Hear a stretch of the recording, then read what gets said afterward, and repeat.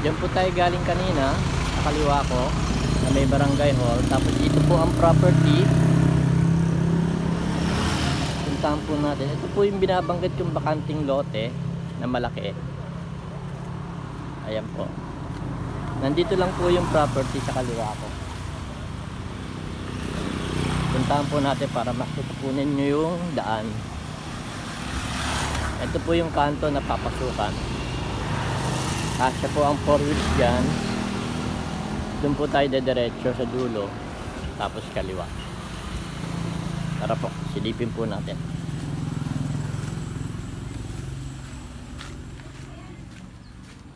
Walking distance lang po ito sa main road. At maganda din po yung property kung lalagyan ng apartment. Kasi po marami na po mga warehouse dito sa may barangay San Jose.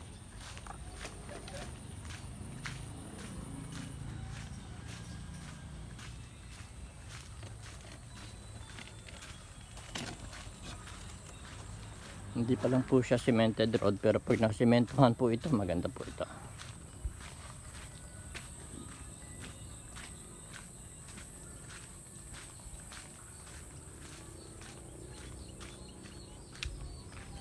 Ayan. Diretso sa dulo, tapos sa dulo kakaliwa po tayo.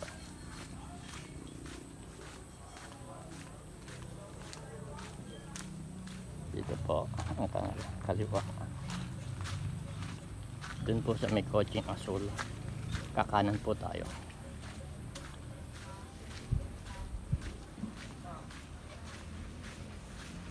Marami na pong magandang bahay dito.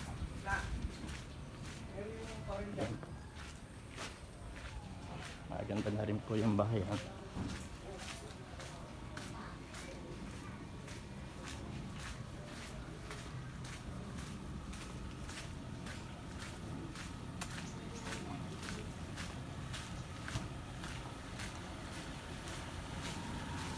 Pagdating po dito, kakanan po tayo.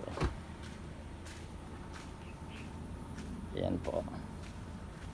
Pagdating sa dulo doon, kakanan po ulit tayo, tapos property na po. Medyo maputik lang po at maulan. Ayan.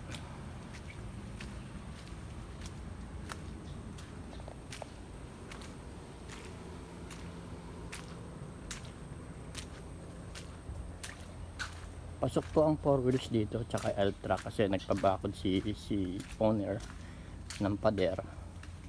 Kaya nakapasok po ang truck, ang L-truck. Yan po, maganda na po yung mga bahay dito.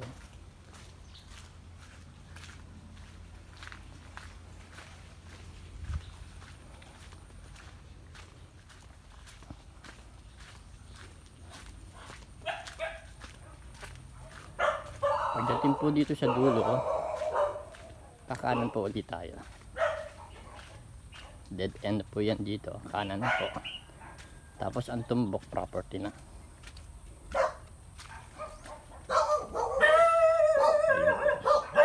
Ayun na po yung property. Yung may gate. Medyo hindi na po nahahawan dito kasi hindi na po napapasok na yung owner ko. Pero may caretaker siya rito. Ayan po ang main gate ng property. Silipin po natin dito at mababa naman ang bakod. Ayan po. Ayan po ang property. 629 square meter. May mga puno ng mangga. May sampalok. Bakod na po siya ng pader. Medyo masukal lang dahil hindi na napapandamo pa.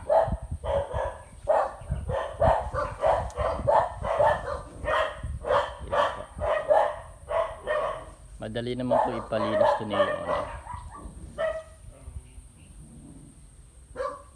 Ayan po.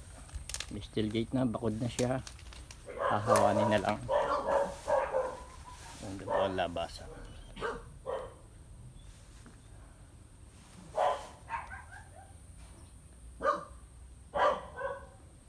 Maraming salamat po.